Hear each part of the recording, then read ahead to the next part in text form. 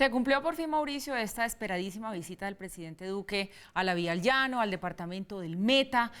pero creo que ahora lo que hay es que concentrarse en esas soluciones propuestas. Es un paquete de medidas súper amplio, se habla de más de 50, hablemos de las principales, para entender un poco si son suficientes, si son los paliativos que se necesitan para solucionar más o menos de forma inmediata la situación, la emergencia, y si eso hace, que hay que reconocer que el gobierno está actuando y buscando soluciones, pero que si eso hace concentrarnos en el ya, que quedemos cojos en lo definitivo y en las soluciones a largo plazo, que es lo que realmente necesita no solo la Vía al Llano y el Meta, necesita el país. ¿Usted cómo lo ve? No, Paula, yo no creo que la coyuntura esté distrayendo al gobierno de las soluciones de tipo más estructural.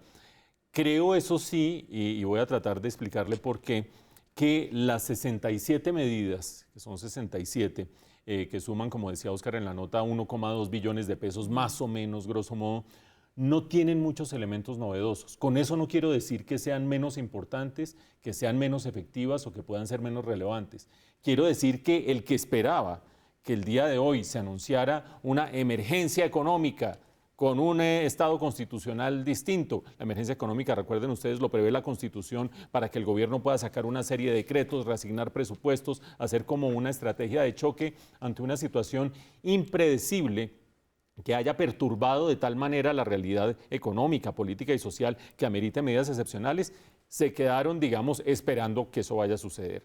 En gran medida, creo yo, de modo justificado para el gobierno, porque una emergencia económica, por más poderosa que suene y por más grandilocuente que suene, no necesariamente es una solución buena, regular o mala si no se tienen en cuenta las medidas que hay de por medio para ponerla en marcha. Yo puedo tener una emergencia económica y no hacer nada, o no tener emergencia económica y tratar de hacer algo. Creo que el gobierno está tratando de hacer más o menos lo que puede en medio de restricciones de tipo presupuestal. Ustedes vieron unas soluciones de infraestructura.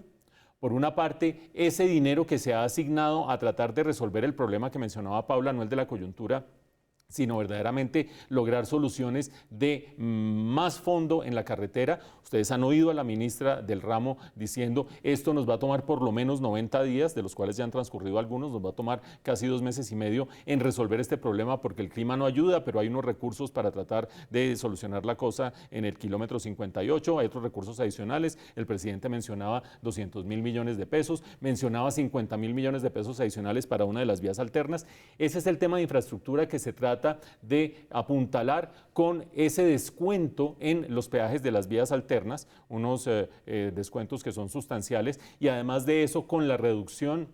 a cero de la tasa aeroportuaria para los vuelos que vayan de Bogotá a Villavicencio, Villavicencio a Bogotá, que han crecido en 400% en medio de esta crisis. Un paquete de medidas, otro paquete de medidas destinado al agro. Ustedes ya los oyeron, condonación de créditos, facilitación de refinanciación, fuera de esos recursos para el almacenamiento, etcétera, etcétera, porque acuérdense ustedes que el 70% de la producción agrícola que sale de los llanos orientales viene para Bogotá, o venía para Bogotá, o sigue viniendo por vías totalmente absurdas que se demoran entre 16 y 21 horas, dependiendo de por dónde agarran ustedes. De manera que para agricultores la situación es muy compleja. Otras que son las medidas tributarias, ya vieron la posibilidad que tiene de ampliar y modificar el calendario de pagos de impuestos para los distintos agentes económicos, tanto de Cundinamarca, que están cerca de Guayabetal y demás, como del Meta como tal, y otra serie de medidas destinadas a promover el turismo. Son como 4 o 5 grandes paquetes de medidas los que acabo de mencionar. ¿Se podía hacer más? Pues seguramente quien está en medio de una situación de emergencia en este momento, quien nos ve en Villavicencio, quien nos ve en Guayabetal, quien tiene el hotel en esta temporada de puentes desocupado a un 90%, dirá, pues claro que se podía hacer más, yo estoy perdiendo tanta plata, yo estoy haciendo no sé qué. Pero si ustedes tienen en cuenta restricciones de tipo fiscal,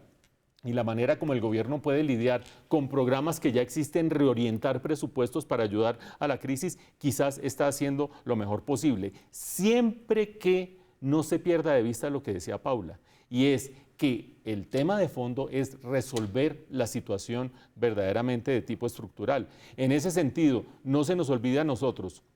que estamos hablando de una zona muy inestable desde el punto de vista de la geología, que estamos hablando de unas